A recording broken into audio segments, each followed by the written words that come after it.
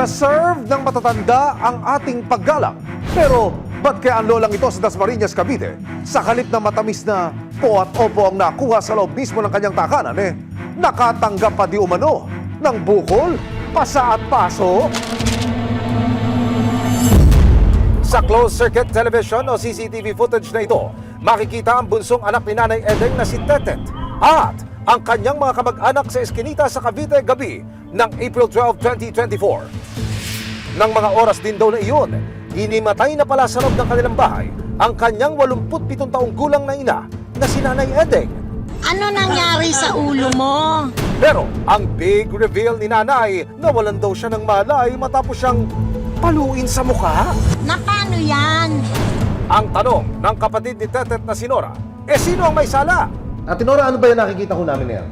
Tinanong ko po ang nanay ko kung na paano ang nasa ulo niya.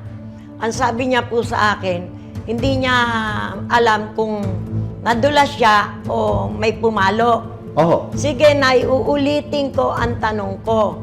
Ano nangyari sa ulo mo?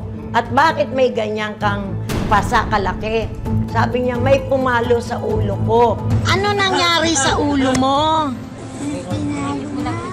Ha? Hindi ko alam kung sino pumalo.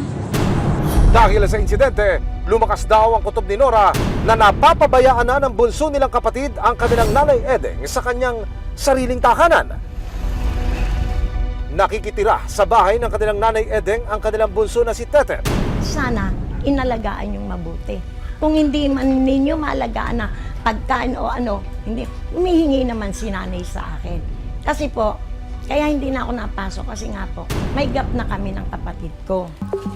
Kaya naman itong April 19 kasama ang resibo, dumulog si Nanay Nora sa Barangay San Manuel 1 para magpatulong na makita ang kalagayan ng bahay ni Nanay Edeng. Sana maalis sila doon. Marami na po sila kasi meron pong nangyaring hindi maganda. Ngayon, ang inaano ko, safety ng nanay ko. Ang gusto ko po na mailagay siya sa maayos na bahay niya. Pagdating sa bahay ng kanyang ina, nagulat sila sa kanilang nakita. Dito po siya nag-i-stay yung senior citizen po natin. Aba, ang tulugan ni Nanay Edeng, nasa labas na ng bahay kasama ang mga alagang aso. Wow! Kung sino pa ang may-ari ng bahay, siya pa ang naedya puwera.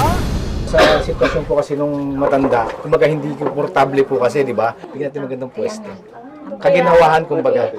Habang nag-iikot, humarap na ang kapatid ni Nora na si Tetet. Okay lang ganyan. Ngayon, tatanggalin ko yung yan.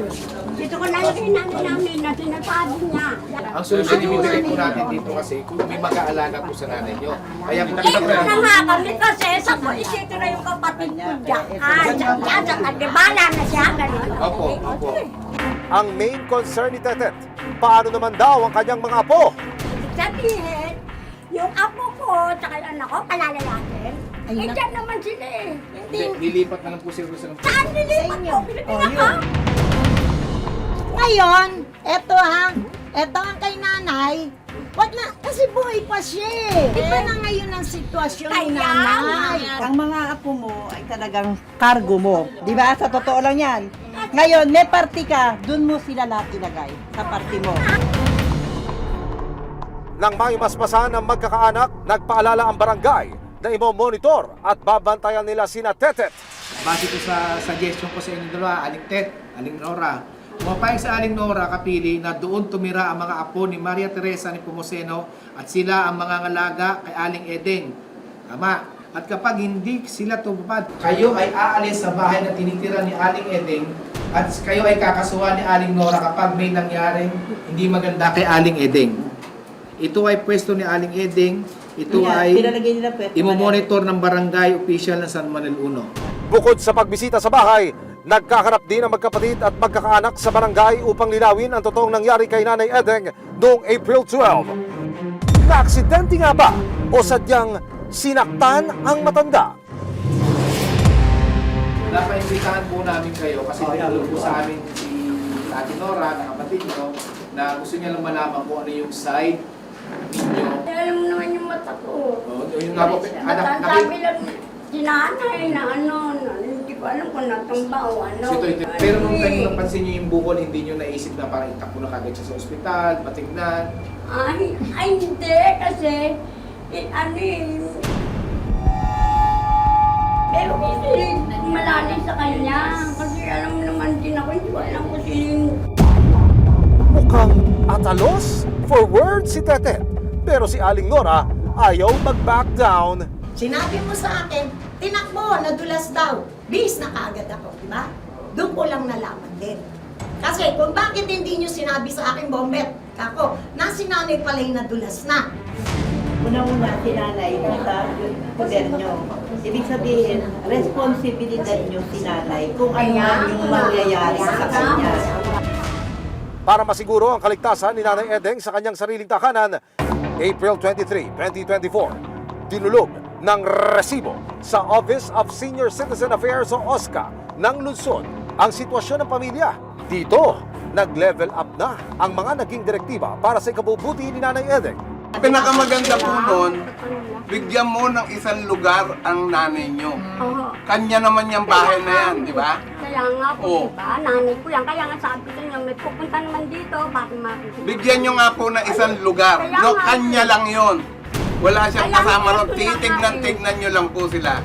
Total, mayroon aftercare services at monitoring ng barangay. At the same time, siguro paminsan-minsan pupunta din po kami. Malalaman kung talagang inaalagaan niya si Lola. Napagdesisyonan na si Tetet na lang ang mananatili sa bahay ni Nanay Edeng at lilipat na ang mga apo niya sa ibang lugar para maging mas komportable ang tulugan ni Nanay Edeng.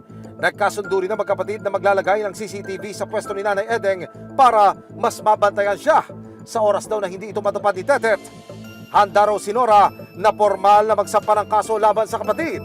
Ang magandang gawin is i-assert natin yung barangay compromise agreement na sinasabi doon, pwede kayo pumasok anytime para bantayan si Lola at ano posible maglagay ng CCTV. Kung hindi po masunod yung barangay compromise agreement, of course wala tayong choice kung hindi i-elevate po ito sa korte.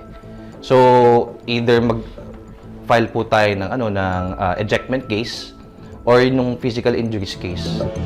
Sa huli, naibalik din kay Nanay Edeng ang kanyang tahanan at nasiguro ang kanyang kaligtasan. Nagpapasalamat ako sa resibo na nagawa nila ng paraan. Dahil lang po, ilang beses na akong lumapit kung saan ang resibo po na sila ang nakapagpa-balik dun sa bahay ninyo. Kay Lola po, kay Nanay. Apo, sa Sige, nanay. kausapin niyo Sa si Nanay. Nay, Aha. kung sakaling lumabas ka sa ospital, meron ka ng tutuluyan na maganda na kwarto mo at septic ka na.